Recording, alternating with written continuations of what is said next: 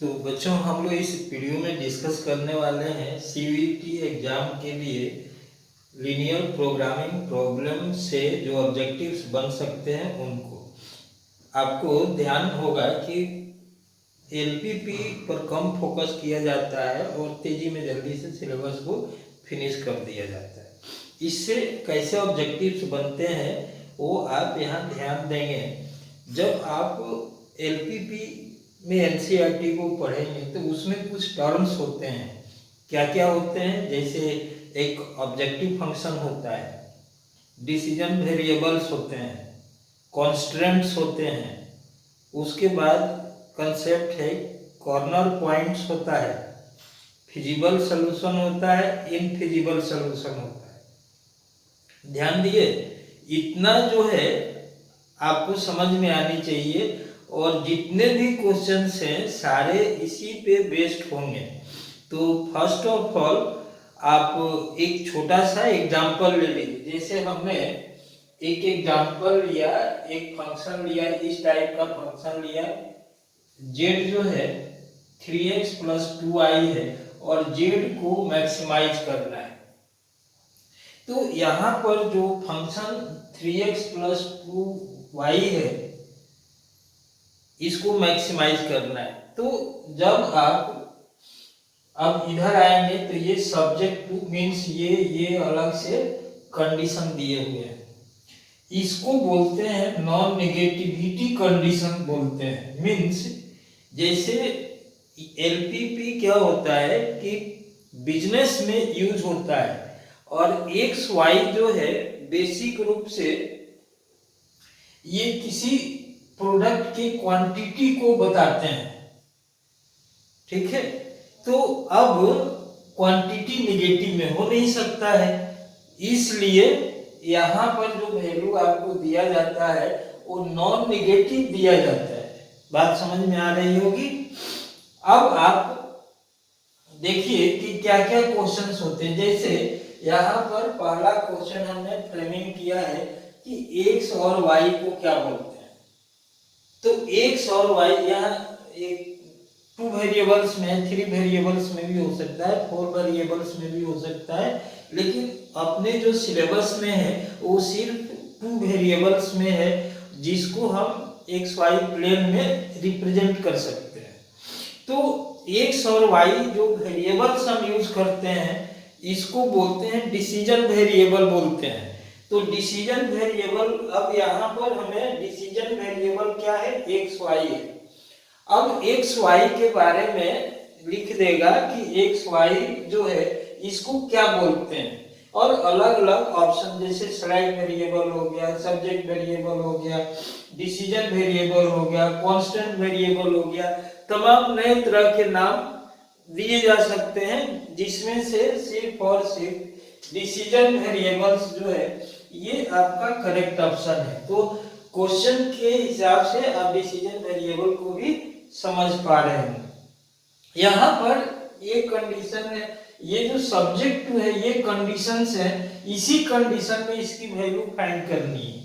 तो ये जो कंडीशंस दिए जाते हैं इसका ये स्पेशल नाम है कॉन्स्ट्रेंट्स।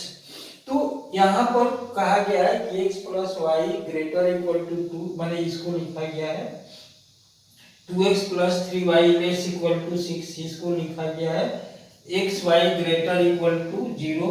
ये एक साथ सारे मिलकर इनका नाम, अब ऑप्शन में बाकी सारे गलत ऑप्शंस दिया जाएगा, एक सही ऑप्शन दिया जाए। जैसे लिमिट्स दे दिया, ऑब्जेक्टिव दे दिया गया, सब्जेक्टिव दे दिया गया, कॉन्स्टेंट्स दे दिया गया, तो जो सही आंसर होगा वो क्या होगा, कॉन्स्टेंट्स होगा। तो इस तरह के टर्म्स आपको आएंगे और एग्जांपल मैं देता हूं, क्वेश्चन के अकॉर्डिंग देता हूं, ऐसे क्वेश्चंस आपसे पूछे जा सकते हैं। तो नेक्स्ट क्वेश्चन आपको बताता हूं।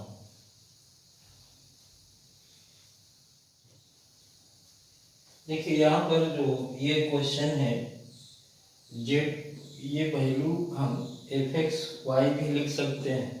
अब ये कह रहा है कि ये एक फंक्शन है किसका, x एंड y का। तो इसको क्या बोलते हैं, रिक्वायरमेंट बोलते हैं, ऑब्जेक्टिव फंक्शन बोलते हैं, सॉल्यूशन फंक्शन बोलते हैं, सब्जेक्टिव फंक्शन बोलते हैं। तो आपको समझ में आ रहा होगा हमने क्या कहा था, इसको कहा था कि ये ऑब्जेक्टिव फंक्शन है, इसको कहा था कि ये कॉन्स्टेंट्स है।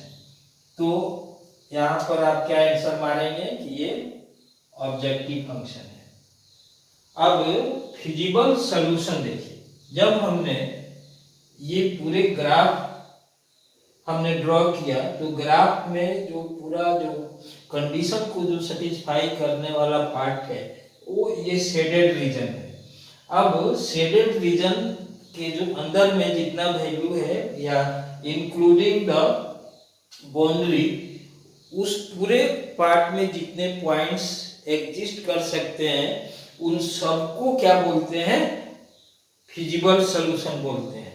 ये सारे जो वैल्यूज हैं जो शेडेड हैं और इंक्लूडिंग द लाइंस, ये जो लाइन का पार्ट है, लाइन सेगमेंट, ये और इसके अंदर का सारा जो वैल्यू है सब पे पॉइंट्स है।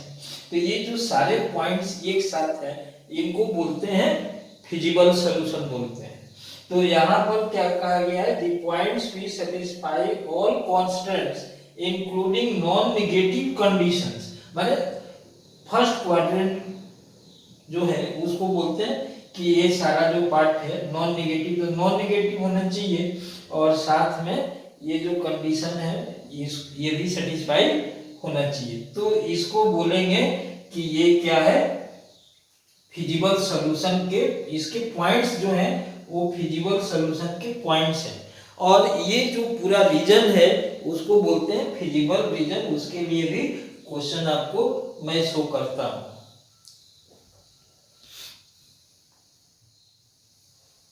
तो यहाँ पर जो देखिए फिजिबल रीजन आपसे पूछा जा रहा है, पहले इसके पहले क्या आपने देखा, फिजिबल सॉल्यूशन देखा, अब क्या देख रहे हैं, feasible region.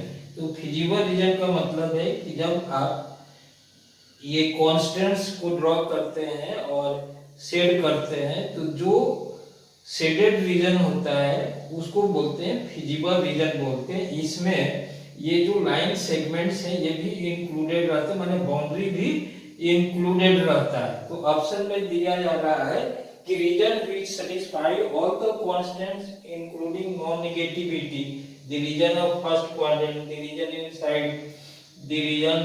the region of satisfying constants but not including zero decision variables। तो ये सारे जो हैं आपको जस्ट कंफ्यूज करने के लिए यूज हो रहे हैं। the region we satisfy all constants including non negativity। तो ये जो रीजन है, ये वैल्यू, ये जो शेडेड पार्ट है इसको हम बोलते हैं कि ये सेटिस्फाई कर रहा है कंडीशन को और ये बाउंड्री पार्ट्स भी इसको सेटिस्फाई कर रहा है। तो बाउंड्री को मिलाकर के नॉन नेगेटिविटी को मिलाकर, माने फर्स्ट क्वाड्रेंट का पार्ट है तो x की वैल्यू 0 हो सकती है या y की वैल्यू 0 हो सकती है, ऐसा पॉसिबल है।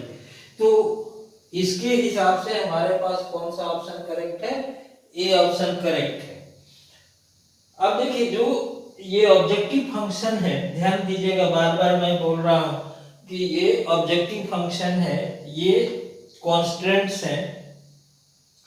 तो अब ये कहा जा रहा है कि मैक्सिमम या मिनिमम वैल्यू कहां पर होगा। तो हमें जब आप पढ़ेंगे बुक को तो उसमें कॉर्नर मेथड है। कॉर्नर मेथड ये कहता है कि जब भी हमें ऑप्टिमम वैल्यू मिलना होगा, ऑप्टिमम में मिनिमम भी आता है और मैक्सिमम भी आता है। तो मैक्सिमम वैल्यू या मिनिमम वैल्यू जो है कॉर्नर्स पे होते हैं, या कभी कभी क्या होगा कि ये पूरे लाइन सेगमेंट पर भी वो वैल्यू मिलेगा। इस एग्जांपल में नहीं है, लेकिन बहुत सारे ऐसे क्वेश्चंस आपको रहेंगे कि वहां पर आपको पूरा जो एक यूनिक वैल्यू नहीं मिल करके इनफिनाइट नंबर ऑफ पॉइंट्स मिलते हैं जो पूरे लाइन सेगमेंट पे होते हैं।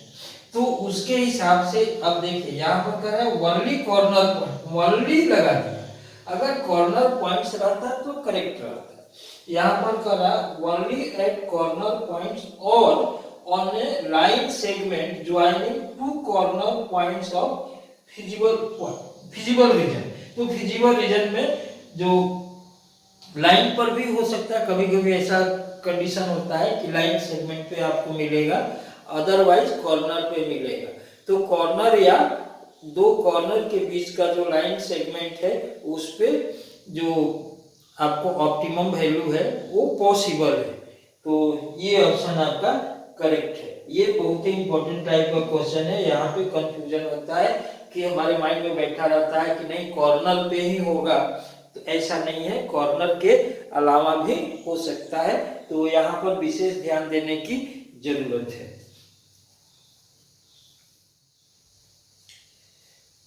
तो यहाँ पर देखिए ये कह रहा है कि इनफिजिबल रीजन को अब डिफाइन करने को बोल रहा है कि इनफिजिबल रीजन क्या होता है। तो इनफिजिबल रीजन बेसिक रूप से आप ऐसे समझो कि जो फिजिबल नहीं है उसको इनफिजिबल बोलते हैं। तो अगर फिजिबल रीजन से बाहर के जितने भी पॉइंट्स हैं, चाहे वो फर्स्ट क्वाड्रेंट के हों, चाहे सेकेंड, थर्ड, फोर्थ, किसी भी क्वाड्रेंट हो, सारे जो हैं वो इनफिजिबल रीजन के पॉइंट्स हैं या इनफिजिबल सॉल्यूशंस हैं। तो जो फिजिबल नहीं है वो इनफिजिबल है। तो उसके अकॉर्डिंग यहाँ पर देखिए solution which does not satisfy at least one of constants और नॉन नेगेटिविटी कंडीशन। कहने का मतलब है कि अगर ये नॉन नेगेटिविटी कंडीशन, कांस्टेंट, ये सबको सेटिस्फाई करता है तो वो तो फिजिबल हो जाता है। तो जो कम से कम एक को भी सेटिस्फाई नहीं करेगा वो फिजिबल नहीं होगा, और जो फिजिबल नहीं होगा वो इनफिजिबल होगा। तो यहाँ पर हमारा जो ऑप्शन आ जाएगा वो ए ऑप्शन आ जाएगा। नेक्स्ट देखिएगा, if feasible region is unbounded. अब जो लास्ट कंसेप्ट है वो अनबाउंडेड पर है।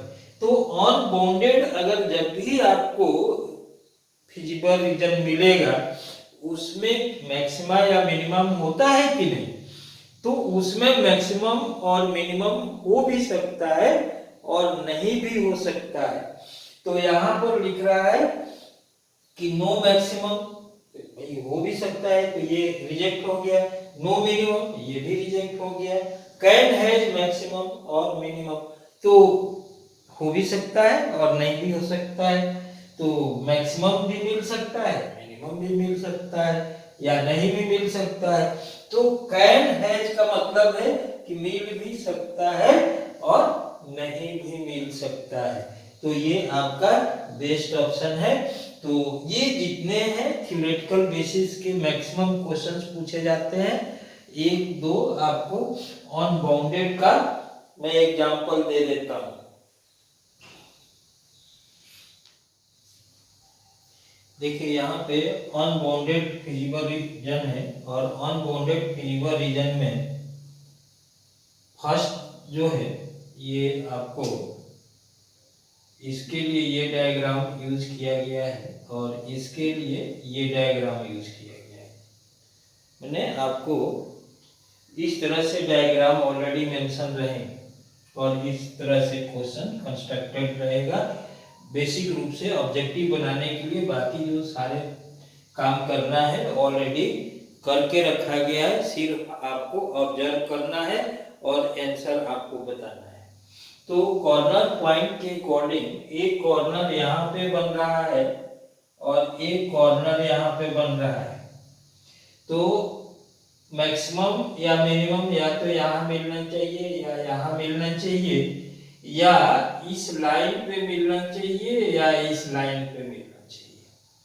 ठीक है ना, हमने बताया है कि या तो कॉर्नर पर होगा, नहीं तो लाइन सेगमेंट अनबाउंडेड है तो अनलिमिटेड लाइन है, इसलिए ये आगे तक ये जाएगा। तो अब क्वेश्चन बनता है कि मैक्सिमम जेड इसके लिए पूछा गया है।